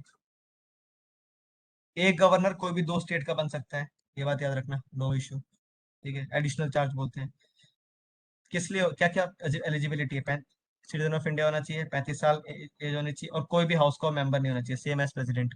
ठीक है। और कोई भी ऑफिस प्रॉफिट नहीं करना चाहिए, अगेन प्रेसिडेंट। ठीक है। 5 साल की होती है, बट उससे पहले भी उसको हटाया जा सकता है। ठीक है। अगर प्रेसिडेंट हटा सकता है उसको, अगर काउंसिल ऑफ मिनिस्टर बोले। ठीक है। उसके अलावा डिसमिस, और कोई वैलिड रीजन की जरूरत नहीं है। आज से मुझे मजा नहीं आ रहा तुम्हें काम करता देखने के लिए, मैं तुम्हें हटा रहा हूँ, कोई इशू नहीं है, कोई कर सकता है। बट ये चीज भी सुप्रीम कोर्ट में आ सकती है कि ऐसा क्यों किया तुमने। ठीक है। और गवर्नर अगर रेजिग्नेशन दे देता। ठीक है। ये ना अनकॉन्स्टिट्यूशनल और मालाफाइड हो तो मना कर सकते हैं। ठीक है। 163 पावर की बात करता है। एग्जीक्यूटिव पावर जो होगी स्टेट की, वो गवर्नर के पास होगी, सेम चीज एज प्रेसिडेंट की तरह। ठीक है। 257 सेम वही, direction to the state construction means of communication, सारे काम वही। ठीक है। 55 प्रोटेक्ट करना एक्सटर्नल एग्रेशन से, इंटरनल डिस्टर्बेंस से, गवर्नर के पास भी यही पावर है। 356 इमरजेंसी लगाने की पावर है, इमरजेंसी के लिए बता सकता है वो। ठीक है। 357 proclamation issued by central government, अगर वो बोले तो सेंट्रल गवर्नमेंट लगा सकता है। ठीक है। गवर्नर ऑफ द स्टेट, हर एक के लिए गवर्नर होगा। एग्जीक्यूटिव पावर सेम चीज है जो प्रेसिडेंट की है। ठीक है। गवर्नर कितनी भी टाइम भी कर सकता है अपॉइंटमेंट, कोई इशू नहीं है। मैंने क्या बोला, दोनों बिल्कुल सेम है, कोई फर्क नहीं है। सिर्फ दो चीजों में फर्क आता है, वो आता है बिल की पासिंग में और पार्डनिंग में, बस। ठीक है। Appointment of the governor president ही करता है, अंडर वारंट इज सील। ठीक है। गवर्नर 5 साल का होता है। ठीक है। प्लेजर ऑफ द प्रेसिडेंट, जब तक प्रेसिडेंट बोले तब तक रहता है, वैसे 5 साल का रहता है। पर प्रेसिडेंट बोले उतना रह सकता है, 6 साल भी रह सकता है, 4 साल भी रह सकता है, प्रेसिडेंट के ऊपर है। ठीक है। रिजाइन कर सकते हैं प्रेसिडेंट को देके। ठीक है। Minimum 35 condition of the governor same चीज है, वही है। ठीक है। कोई प्रोफेस होल्ड नहीं करेगा, किसी के हाउस का मेंबर नहीं होना चाहिए, ये वो बिल्कुल सेम चीजें हैं। ठीक है। कोई नहीं है। ठीक है। Auth, discharge of functions. ठीक है। जो जो चीज को प्रेसिडेंट बोलेगा उस वे में वो काम कर सकता है, बस ये चीज है। ठीक है। गार्डन कर सकता है। ठीक है। स्टेट, प्रेसिडेंट के पास पावर थी कि यूनियन के लॉस की, अगर स्टेट में कोई चीज, स्टेट का कोई लॉ है, उसमें सिर्फ गवर्नर ही उसको डिस्चार्ज करेगा, कम्यूट करेगा, सस्पेंड करेगा। ठीक है। पर वो डेथ सेंटेंस नहीं कर सकता, याद रखना, डेथ नहीं है इसके अंदर, बस एक चीज याद रख लेना। ओके। एग्जीक्यूटिव पावर उसके पास जाएगी। ठीक है। ये थोड़ा सा एक कंपैरिजन है, पढ़ लेना एक बार अपने आप ही। ठीक है। हाउ मच टॉपिक है, बस हो ही गया, बस एक अटॉर्नी जनरल है और एक पीएम है, बस। ओके। या फिर ये चीज कल भी करनी पड़ेगी, बहुत बड़ा टॉपिक है ये। ठीक है। चलो एक बार बस फटाफट ये कर लेते हैं, 5 मिनट और, जितना खत्म होगा कर लेंगे, फिर जान देंगे। ठीक है। कल देख लेंगे उसको। ये पढ़ लेना, सेम ही चीज है। ठीक है। कुछ फर्क नहीं पड़ेगा इसके अंदर भी। ठीक है। ये एक बार देख लेना सारी चीजें। Money bill. ठीक है। कल करते हैं अच्छे से, चलो ठीक है, कल करते हैं। ठीक है। आई गेस प्रेसिडेंट आज हमने खत्म कर दिया है। कोई डाउट प्रेसिडेंट के अंदर, कल कर लेंगे, कोई नहीं इसको। ये पढ़ लो एक बार, बस एक बार कंपैरिजन देख ले, ताकि गवर्नर प्रेसिडेंट दोनों खत्म हो जाए। वो हेड ऑफ द कंट्री होता है, हेड ऑफ द गवर्नर होता है। ठीक है। पीएम का हेड होता है, वो स्टेट का हेड होता है, सीएम का हेड होता है। ठीक है। एग्जीक्यूटिव पावर सारे उसके नाम पे लगती है, गवर्नर में भी सारी स्टेट की पावर उसके नाम पे लगती है। ठीक है। Preserve, protect, defend constitution same. ठीक है। इनडायरेक्ट इलेक्शंस, इनडायरेक्टली इलेक्टेड होता है। ठीक है। Nominate by president. ठीक है। गवर्नर प्रेसिडेंट से नॉमिनेट होता है। ठीक है। यूनियन की हेल्प करता है। ठीक है। इम्पीचमेंट से होता है रिमूवल, याद रखना उसका। जब तुम्हें एमपीज, आरएस के, लोकसभा और आरएस के। ठीक है। यहाँ पे ऐसा कुछ नहीं है, यहाँ पे से रिजाइन कर सकता है कभी भी। ठीक है। ग्राउंड्स वायलेशन ऑफ कॉन्स्टिट्यूशन सिर्फ, और कुछ नहीं है, कोई ग्राउंड नहीं है। आज तुम सुबह सुबह नाती नहीं है, मैं तुम्हें निकाल रहा हूँ, कर सकता है प्रेसिडेंट, कोई इशू नहीं है। ठीक है। बट वो मालाफाइड नहीं होना चाहिए लगे तो। ठीक है। आर्टिकल वाइज पूछ लेते हैं डायरेक्ट क्वेश्चन कभी एक बार, कि कौन से आर्टिकल में क्या चाहिए, तो याद कर लेना आर्टिकल एक बार हल्का हल्का। ठीक है। Advice of the council ministers binding है 44, इसके अंदर भी बाइंडिंग ही होती है 44 42 के अंदर। ठीक है। ऑर्डिनरी बिल के अंदर वो अपनी चीजें रख सकता है, वापस भेज सकता है, इसके अंदर भी रख सकता है, वापस भेज सकता है। ठीक है। मनी बिल, वो वापस, मनी बिल कभी भी वापस नहीं हो सकता, प्रेसिडेंट कभी मनी बिल वापस नहीं कर सकता, गवर्नर भी मनी बिल कभी वापस नहीं कर सकता, कल पार्लियामेंट में पढ़ेंगे। ठीक है। कॉन्स्टिट्यूशनल अमेंडमेंट बिल, उसको देनी ही पड़ेगी, यहाँ पे कॉन्स्टिट्यूशन की बात ही नहीं आती, तो जरूरत नहीं है। गवर्नर कोई बिल रिजर्व कर सकता है, तो प्रेसिडेंट होल्ड कर सकता है, मना कर सकता है, रिकंसिडर कर सकता है, एक्सेप्ट मनी बिल। ठीक है। यहाँ पे उसको कोई लेना देना ही नहीं है, क्योंकि जब उसने प्रेसिडेंट को बोल दिया सुन लो, तो प्रेसिडेंट को करना पड़ेगा। ठीक है। अगर कोई बिल वापस चला जाता है और बिल वापस भेज देती है पार्लियामेंट, तो अगर लोकसभा से कोई बिल आया है वापस, तो गवर्नर, तो प्रेसिडेंट को करना पड़ेगा। बट अगर कोई बिल स्टेट से आया है वापस, तो वो उसका मन चाहे तो करे ना करे। ठीक है। गवर्नर कोई रोल नहीं है। पार्डनिंग पावर सारी है, बस एक डेथ की नहीं है, मार्शल लॉ की नहीं है, यहाँ पे सारा है डेथ की और मार्शल लॉ की नहीं है बस, ठीक है। ये है। और कोई डाउट इसके अंदर? यार कॉन्स्टिट्यूशन बहुत बड़ा हो जाता इसलिए शेड्यूल्स बना दिए कि सारी चीजें हम शेड्यूल्स के अंदर बता देंगे, पावर क्या क्या है, ये क्या क्या है, वरना जो आर्टिकल आज के 550 साढ़े 400 आर्टिकल्स है ना, वो सीधा उठ के 700 आर्टिकल बन जाते हैं, इसलिए शेड्यूल्स बना दिए ताकि थोड़ी चीजें आसान हो सके समझने में, ठीक है। That's it, ये ठीक है। बाकी वाइस प्रेसिडेंट गवर्नर कल करेंगे, ठीक है, पार्लियामेंट के साथ। टॉपिक काफी लंबा ये हो गया है सही में। और कोई डाउट किसी को? सिंगल ट्रांसफरेबल वोट भी कल करेंगे, ठीक है। तो ठीक है, ये थोड़ा टॉपिक है ऐसा, कल पार्लियामेंट और इसको खत्म कर देंगे, ठीक है। ज्यादा टाइम लगेगा, 10 10 मिनट की क्लास होगी इसके अंदर, और बाकी जो हम पार्लियामेंट खत्म कर देंगे ताकि कल हमारा पार्लियामेंट और ही खत्म हो जाए, ठीक है। ओके। आई गेस समझ आएगा प्रेसिडेंट क्या होता है। ओथ ऑफ सीक्रेसी, जो कि मैं जो भी चीजें काउंसिल ऑफ मिनिस्टर्स के साथ बात करूंगा उनको मैं कहीं बाहर नहीं बताऊंगा, that is oath of secrecy, ठीक है। कल होगी नेक्स्ट क्लास सेम टाइम पे 5 बजे की, ठीक है। सारे नोट्स पढ़ लेना, नजर मार लेना एक बार, क्योंकि पेपर में कुछ भी पूछ लेंगे तुम्हारा ही फायदा है, ठीक है।